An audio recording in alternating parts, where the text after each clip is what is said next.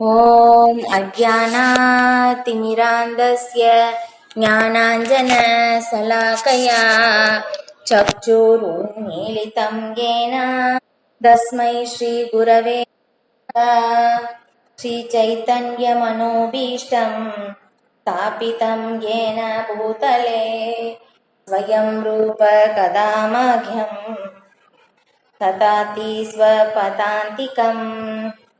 वन्देऽहं श्रीगुरो श्रीयुतपदकमलं श्रीगुरून् वैष्णवांश्च श्रीरूपं साग्रजातं सहगण रघुनाथान्वितं तं सजीवं साद्वैतं सावधूतं परिजनसहितं कृष्णचैतन्यदेवं श्रीराधाकृष्णपादान् सहगण ललिता श्रीविशाखान्वितांश्च हे कृष्ण करुणा सिन्धो दीनबन्धो जगत्पते गोपेश गोपिका कान्ता राधा कान्ता नमोऽस्तुते। सप्त काञ्चन गौराङ्गी राधे वृन्दावनेश्वरी वृषभानुसुते देवी प्रणमामि हरिप्रिये। वाञ्छाकल्पतरुभ्यश्च कृपा सिन्धुभ्य एव च पतितानां पावनेभ्यो वैष्णवेभ्यो नमो नमः। नमो ॐ विष्णुपादाय कृष्णप्रेष्ठाय भूतले श्रीमते भक्तिवेदान्त स्वामिन् इति नामिने। नमस्ते सरस्वती देवे गौरवाणी प्रचारिणे निर्विशेषा शून्यवादे भाषाचार्य देशतारिणे। जय श्री कृष्ण चैतन्य प्रभु नित्यानंद श्री अद्वैत गदाधर श्रीवासादि गौरभक्तवृंद। हरे कृष्णा कृष्ण कृष्णा हरे हरे हरे राम राम राम हरे हरे। கிருஷ்ணா பகவத்கீதை உண்மையுருவில் அத்தியாயம் 6 தியான யோகம் ஸ்லோகம் 30. யோ மாம் பஷ்யதி சர்வத்ர சர்வம் ச மயி பஷ்யதி தஸ்யாஹம் ந பிரணஷ்யாமி ச ச மே ந பிரணஷ்யதி. மொழிபெயர்ப்பு: என்னை எல்லா இடங்களிலும் எல்லாவற்றையும் என்னிலும் காண்பவன் என்னை ஒருபோதும் இழப்பது இல்லை, நானும் அவனை ஒருபோதும் இழப்பது இல்லை. பொருளுரை: கிருஷ்ண பக்தன் கிருஷ்ணரை எங்கும் காண்பதும் கிருஷ்ணரில் எல்லாவற்றையும் காண்பதும் நிச்சயமே. ஜட இயற்கையின் தனித்தனி தோற்றங்களை அவன் காண்பது போல இருந்தாலும் எல்லா கிருஷ்ணரின் சக்தியின் தோற்றங்களே என்பதை அறிந்து ஒவ்வொன்றிலும் அவன் கிருஷ்ணரை உணர்கிறான். கிருஷ்ணரின்றி எதுவுமே இருக்க முடியாது. கிருஷ்ணரே எல்லாவற்றின் இறைவன். இதுவே கிருஷ்ண உணர்வின் அடிப்படை கொள்கையாகும். கிருஷ்ண உணர்வு கிருஷ்ணரின் மீதான அன்பை வளர்ப்பதாகும். இது ஜடத்திலிருந்து முக்தி அடைவதை விட உயர்ந்ததாகும். தன் உணர்விற்கு அப்பாற்பட்ட கிருஷ்ண உணர்வின் இந்நிலையில் பக்தனுக்கு கிருஷ்ணரே எல்லாமாகி விடுவதாலும் பக்தன் கிருஷ்ணரின் மீதான அன்பில் முழுமை அடைவதாலும் பக்தன் கிருஷ்ணருடன் ஒன்றாகி விடுவதாக கூறலாம். பின்னர் கிருஷ்ணருக்கும் பக்தனுக்கும் இடையே ஒரு நெருங்கிய உறவு தொடங்குகிறது. அந்நிலையில் ஜீவனை அழிக்கவோ பக்தனின் பார்வையில் இருந்து பரமபுருஷரை விலக்கவோ இயலாது. கிருஷ்ணரில் கலப்பது ஆன்மீக அழிவாகும். பக்தன் அத்தகு அபாயத்தை ஏற்பது இல்லை. பிரம்ம சம்ஹிதையில் 5.38 கூறப்பட்டுள்ளது. பிரேமாஞ்சன சுரித்த பக்தி விலோச்சனேன சந்தசதைவ ஹிருதயேசு விலோகயந்தி யம் சியாம சுந்தரம் அச்சிந்திய குணஸ்வரூபம் கோவிந்தம் ஆதிபுருஷம் தமகம் பஜாமி. பிரேமை என்னும் மையினால் அலங்கரிக்கப்பட்ட பக்தரின் கண்களால் எப்போதும் காணப்படும் ஆதி புருஷரான கோவிந்தரை நான் வணங்குகிறேன்.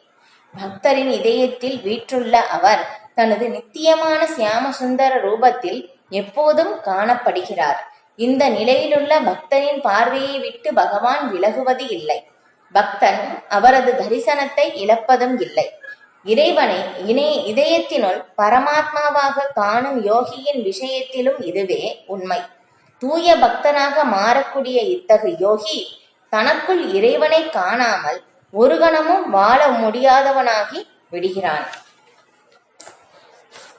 ஓம் நமோ பகவதே வாசுதேவாய. ஓம் நமோ பகவதே வாசுதேவாய. ஓம் நமோ பகவதே வாசுதேவாய. இதுல நம்ம தியான யோகம் இல்லையா, அஷ்டாங்க யோக பயிற்சி பற்றி நம்ம பாக்குறோம். இப்ப அதுல யம நியம ஆசன, அதுக்கப்புறம் பிராணாயாம பிரத்யாகார இல்லையா. போன வகுப்புல அந்த பிரத்யாகார பற்றி பிரபுபாதர் பொருளுரையில விளக்கி இருந்தாங்க இல்லையா. எல்லாமே வலுவான நம்பிக்கையுடன் புத்தியின் மூலம் சமாதியின் நிலை பெற வேண்டும். இதுதான் பிரத்யாகார அப்படின்னு சொல்லி சொல்லப்பட்டு இருந்தது. இது அதுக்கப்புறம் அந்த ஒரு நிலையில் எப்படி இருக்காங்கன்னா, தன்னுணர்வு அடைந்த ஆத்மாக்கள் இல்லையா, எல்லாமே கிருஷ்ணர் தான் அப்படின்னு சொல்லிட்டு எல்லாருடைய ஹிருதயத்திலும் இருக்கின்ற பரமாத்மாவை அவங்க பாக்குறாங்க இல்லையா. தன்னுடைய உண்மையான நிலை, தன்னை அறிவது என்ன அப்படின்னு சொல்லி பார்த்தோம் இல்லையா. ஜீவனின் உண்மையான நிலை ஜீவேர ஸ்வரூபஹய கிருஷ்ணேர நித்தியதாச அப்படின்னு சொல்லி அப்ப தன்னை உணர்கின்றான். அப்ப அந்த மாதிரி உணரும் போதும் என்ன சொல்லப்பட்டு இருந்ததுன்னா, உண்மையான யோகி என்னை எல்லா உயிர்களிலும் என்னில் எல்லா உயிர்களையும் காண்கிறான். உண்மையில் தன்னுணர்வுடையவன் பரமபுருஷரான பகவானையே எங்கும் காண்கின்றான். இப்ப இந்த ஸ்லோகத்துல என்னை எல்லா இடங்களிலும் எல்லாவற்றையும் என்னிலும் காண்பவன் என்னை ஒருபோதும் இழப்பதும் இல்லை, நானும் அவனை ஒருபோதும் இழப்பதும் இல்லை. அதுதான் இல்லையா. ஏன்னா கிருஷ்ண உணர்வுடையவர்கள் இருக்கிறவங்க எப்படி பாக்குறாங்கன்னா, எல்லாமே பகவானுடைய சக்திகள் தான், எல்லாமே பகவானோட தொடர்பு படுத்தி தான் பார்ப்பாங்க. பகவானுடைய சம்பந்தப்படாம அவங்க எதுவுமே பார்க்கல. ஏன்னா கிருஷ்ணர் என்று எதுவுமே இல்லை இல்லையா. பகவான் பிரபுபாதர் அதுதான் இங்க கொடுத்துருக்காங்க, எல்லாமே கிருஷ்ணனுடைய விரிவுகள் தான் அப்படின்னு சொல்லிட்டோம். இப்ப இதுல பார்க்கும்போது இங்க குந்தி மகாராணி அவங்களுடைய பிரார்த்தனையில் சொல்லும் போது எப்படி சொல்றாங்கன்னா, பகவான் நீங்க உள்ளேயும் இருக்கின்றீர்கள் வெளியிலும் இருக்கின்றீர்கள் இல்லையா. இந்த பிரபஞ்சம் இந்த படைப்பிற்கு மூல காரணமே பகவான் தான். ஆனால் இதிலிருந்து பகவான் விலகி இருக்கிறார்.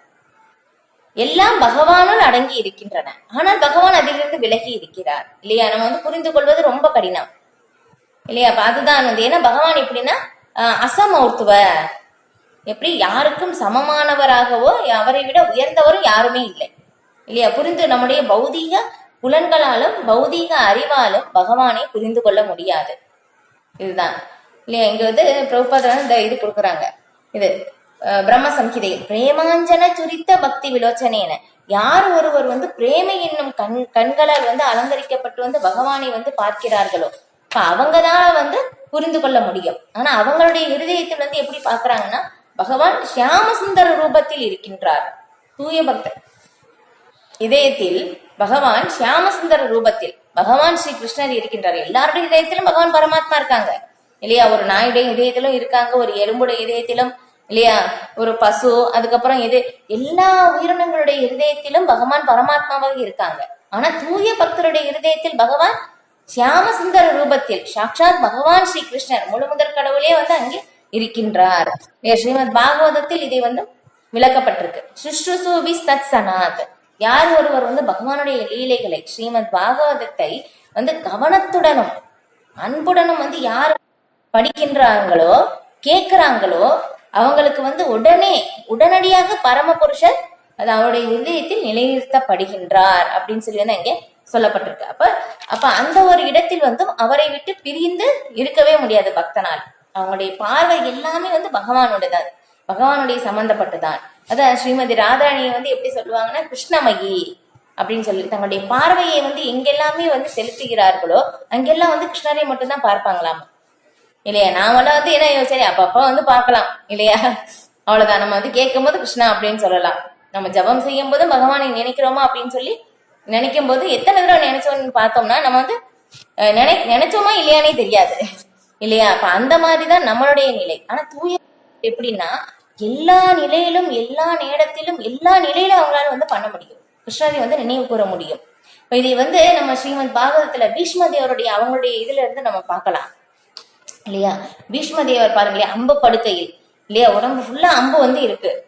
அந்த ஒரு நிலையிலும் அவங்க எப்படி அவங்களால யுதிஷ்டிர மகாராஜுக்கு உபதேசம் செய்யறாங்க. எப்படி முடியுது அவங்களால இல்லையா. பகவான் காட்டுகின்றார். ஆனா அந்த இடத்துல பாருங்களேன், இப்ப நாமெல்லாம் சாதாரண மனிதர்கள் இறந்தாங்கன்னா யாரு வருவாங்க? சொந்தக்காரங்க, இல்லைன்னா உறவினர்கள் இல்லையா, இல்லைன்னா நண்பர்கள், இந்த மாதிரிதான் வருவாங்க. இல்லைன்னா பக்கத்து வீட்டுக்காரங்க, இந்த மாதிரி வர்றாங்க. சில நேரம் அதுவும் வர்றதில்லை இல்லையா, எல்லாருமே ஊர்ல இருக்காங்க அப்படின்னு சொல்லிட்டு அந்த மாதிரி ஒரு நிலை. ஆனா பீஷ்ம தேவர் இல்லையா, அதுல ஒரு பட்டியலே கொடுத்திருக்காங்க ஸ்ரீமத் பாகவதத்துல. யாரெல்லாம் பார்க்க வந்தாங்க? ரிஷிகள், பிரம்ம ரிஷிகள், ராஜ ரிஷிகள், தேவ ரிஷிகள், இவங்க எல்லாமே பீஷ்ம தேவரை பாக்குறதுக்காக வர்றாங்களாமா. அங்க வியாச தேவர் இல்லையா, நாரத முனிவர், இவங்க எல்லாருமே அங்க வந்திருக்காங்க. ஆனா எத்தனை பேர் இருக்காங்க பாருங்க.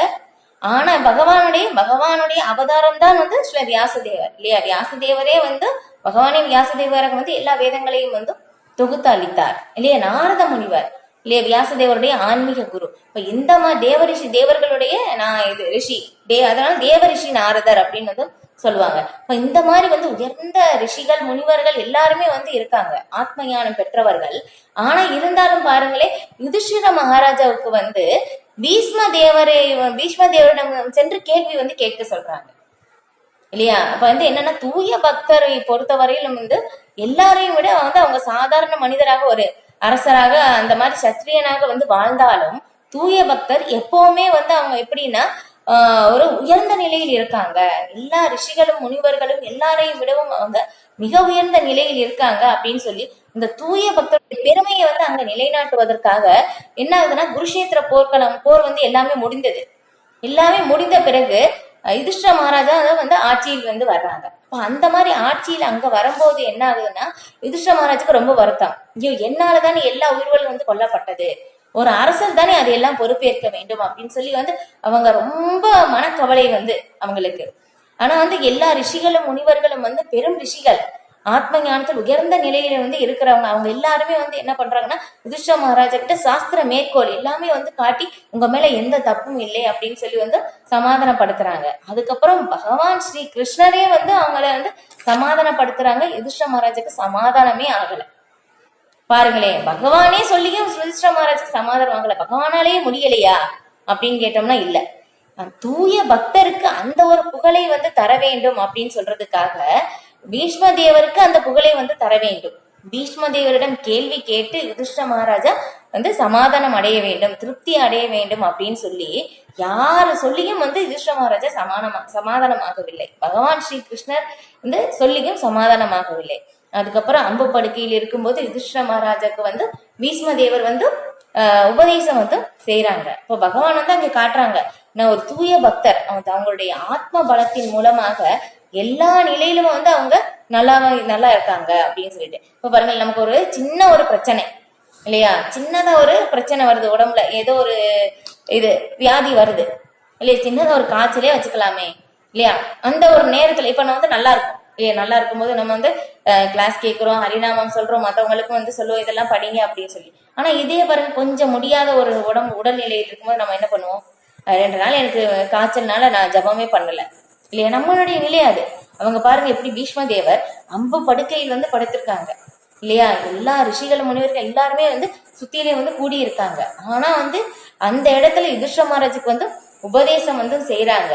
அதுக்கப்புறம் திடீர்னு இந்த மாதிரி சொல்லிக்கிட்டே இருக்கும்போது எல்லா சுப சகுனங்களும் ஒரு இடத்தில் கூடுவதை பார்த்த உடனே அவங்க பேசுவதை நிறுத்திட்டு எல்லாத்தையும் அவங்களுடைய எண்ணம், மனதை முழுக்க தன்னுடைய எண்ணம், விருப்பம், செயல், அவங்களுடைய எல்லாமே சிந்தனை முழுக்க என்ன பண்றாங்கன்னா பகவான் ஸ்ரீ கிருஷ்ணன் மீது நிலைக்கின்றார்.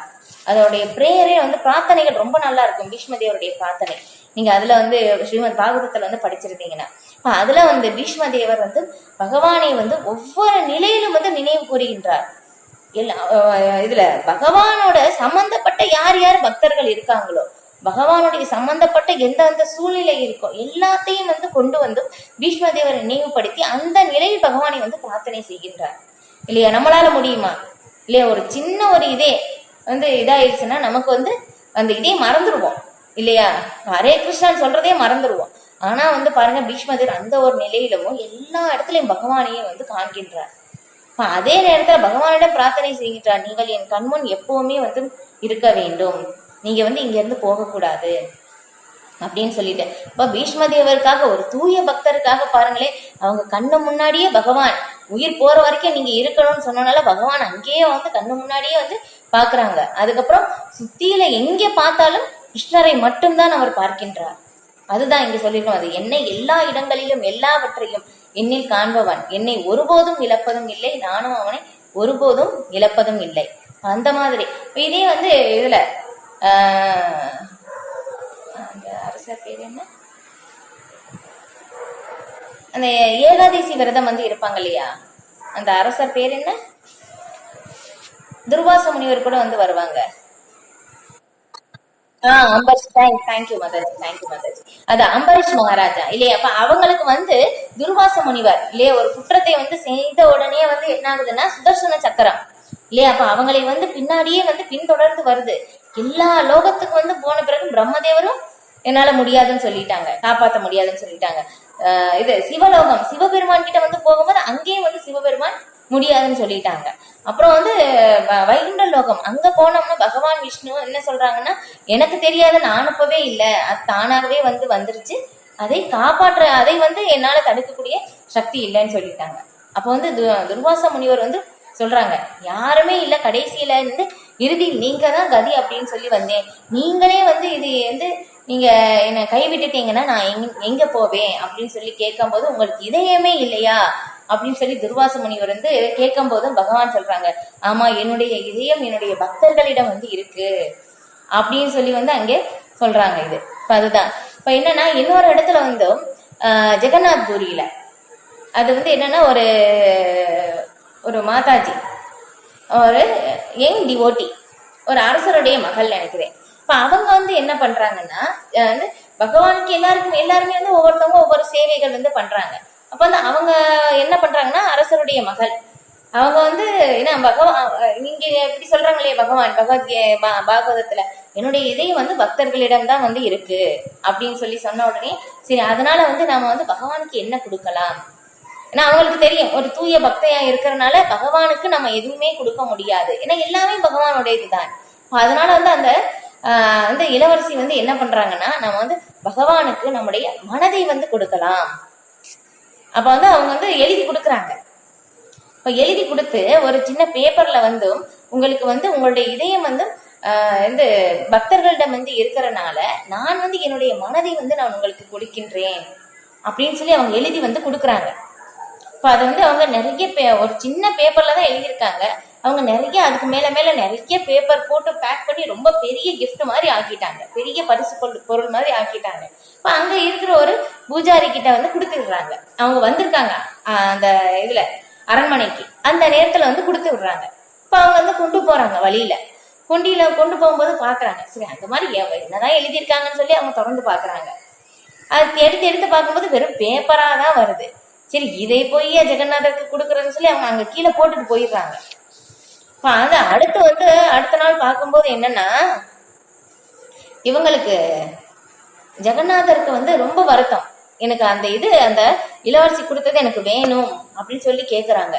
பேப்பர் தான் சொல்லி அவங்க சும்மா எடுத்து போட்டாங்க. அப்ப எல்லா இடத்துலயும் வந்து தேடுறாங்க.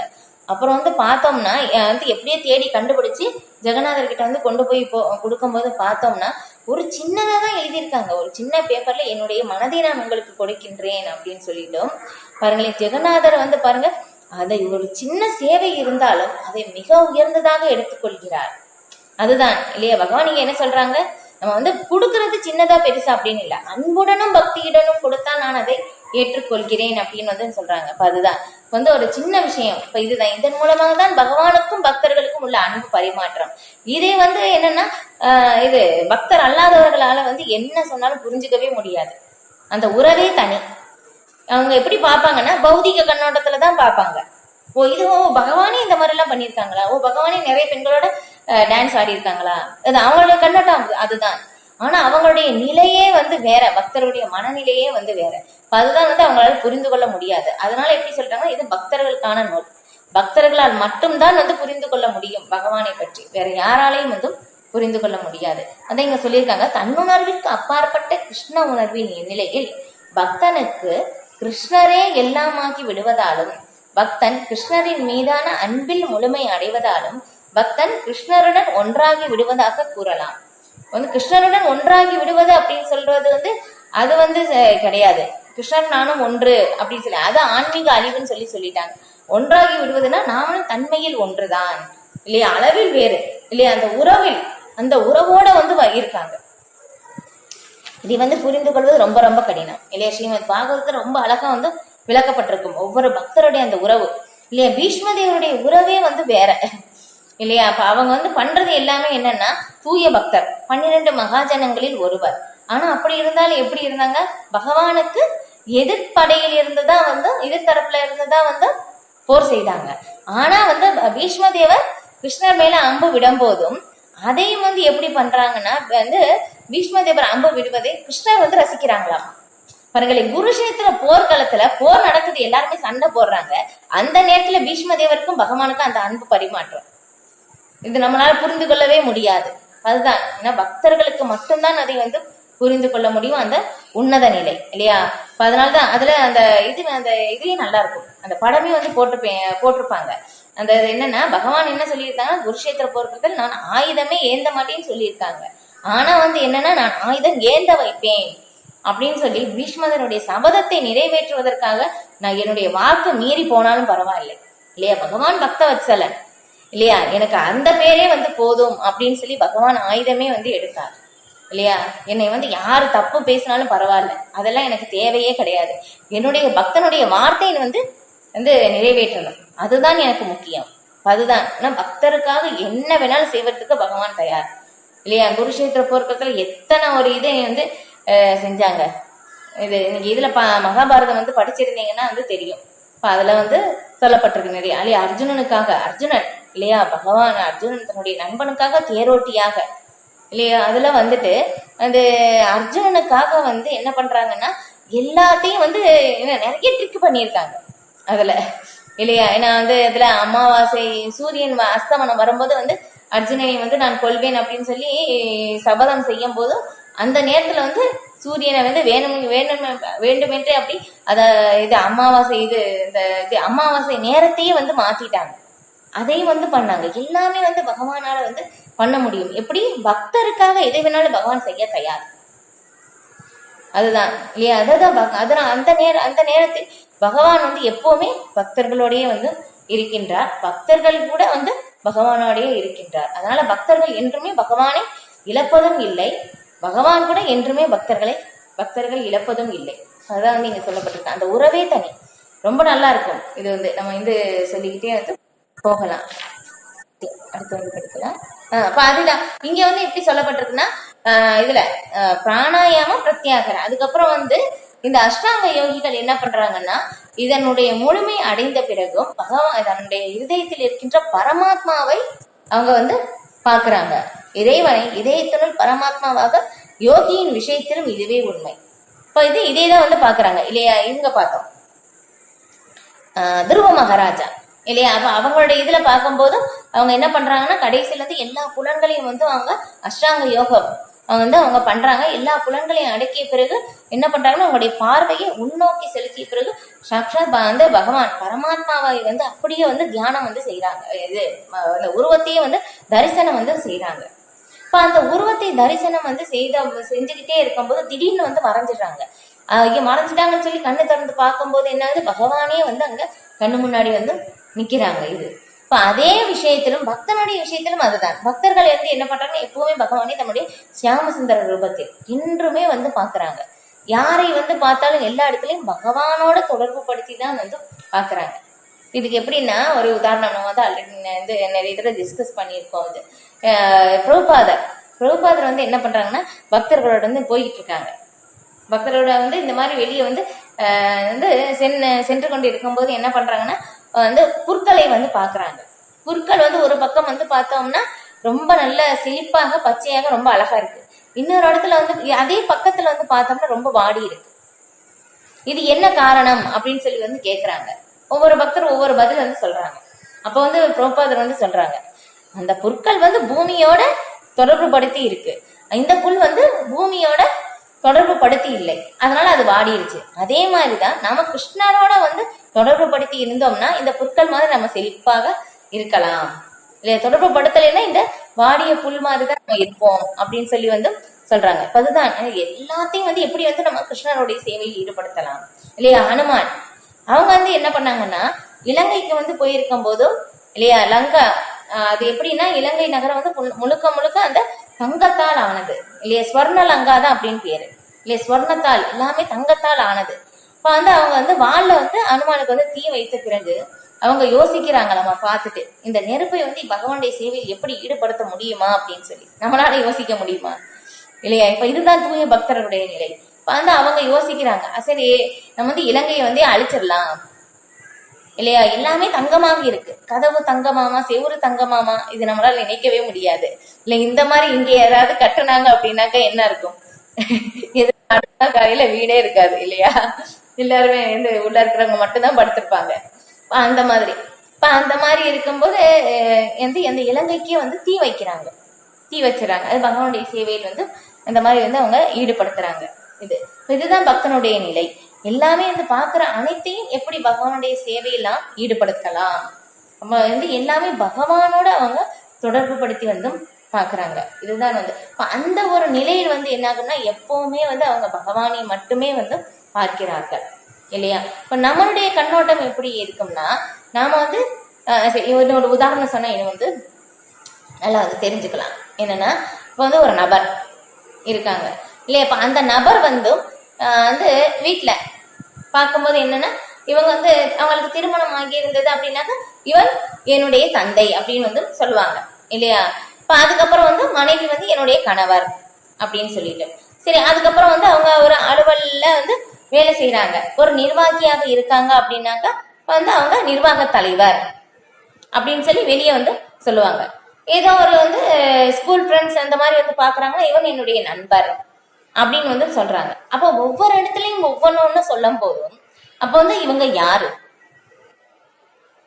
இல்லையா. அப்ப உண்மையிலேயே வந்து பார்க்கும்போது இவங்க வந்து இது எல்லாமே ஒவ்வொரு அடையாளம். ஒரு இடத்துல இவங்க வந்து தந்தையா இருக்காங்க, ஒரு இடத்துல கணவராக வந்து இருக்காங்க இல்லையா. ஒவ்வொரு பார்வையும் ஒவ்வொருத்தவங்க வேற வேற சொல்றாங்க. ஆனா உண்மையிலேயே அவங்க யாரு அப்படின்னு சொல்லும்போது ஜீவாத்மா இல்லையா. இப்ப அதேதான், அதே மாதிரிதான் வந்து இன்னொரு உதாரணம் வந்து சொல்லும் போதும் நாம வந்து பாக்குற விஷயம் வந்து பார்க்கும்போது ஒருத்தரை வந்து பார்க்கும்போது எந்த மாதிரி நம்ம அறிமுகமானோமோ அதுதான் நம்மளுடைய மனதுல வந்து பதிக்கும் இல்லையா. ஒருத்தரை வந்து என்ன ஆகும், இவங்க வந்து ரொம்ப நல்லவரா வந்து பார்த்துக்குவோம். ஏதோ ஒரு நம்ம வந்து ஒரு இக்கட்டான சூழ்நிலையில இருப்போம், திடீர்னு வந்து நமக்கு உதவி செய்தாங்கன்னா இவங்க வந்து நான் மறக்கவே முடியாது, எனக்கு வந்து ரொம்ப உதவி செஞ்சாங்க அப்படின்னு சொல்லி வந்து அந்த மாதிரி நம்ம வந்து அறிமுகமாவோம். அவங்கள நாம வந்து அந்த மாதிரிதான் வச்சிருப்போம், இவங்க நல்லவங்க அப்படின்னு சொல்லி. இப்ப இன்னொரு நபர் வந்து பார்க்கும்போது அவங்க பார்க்கும் போதே நமக்கு என்ன ஆகும், ஏதோ ஒரு சண்டை, எப்ப பார்த்தாலும் சண்டை தான் நமக்கு வந்து ஏதோ ஒரு பிரச்சனையே வந்து வரும். இப்ப இவங்களை பார்த்தோம்னா ஐயோ இவங்களா அப்படின்னு சொல்லி நாம அந்த மாதிரி வந்து பார்ப்போம் இல்லையா. அதுக்கப்புறம் வந்து இவங்க அதுக்கப்புறம் ஒவ்வொருத்தவங்க உதவி செய்யறாங்க. இந்த மாதிரி ஒவ்வொரு விதத்திலையும் ஒவ்வொருத்தவங்கள வந்து நம்ம பார்க்கின்றோம். இந்த கண்ணோட்டத்துலதான் அவங்களை வந்து நம்ம நினைப்போம்.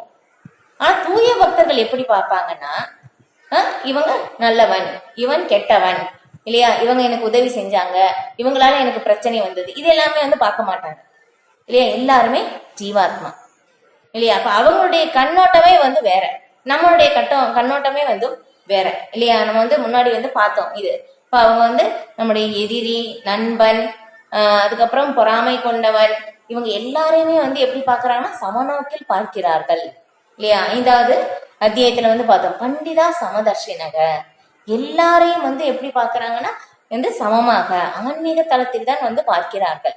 ஹரே கிருஷ்ணா.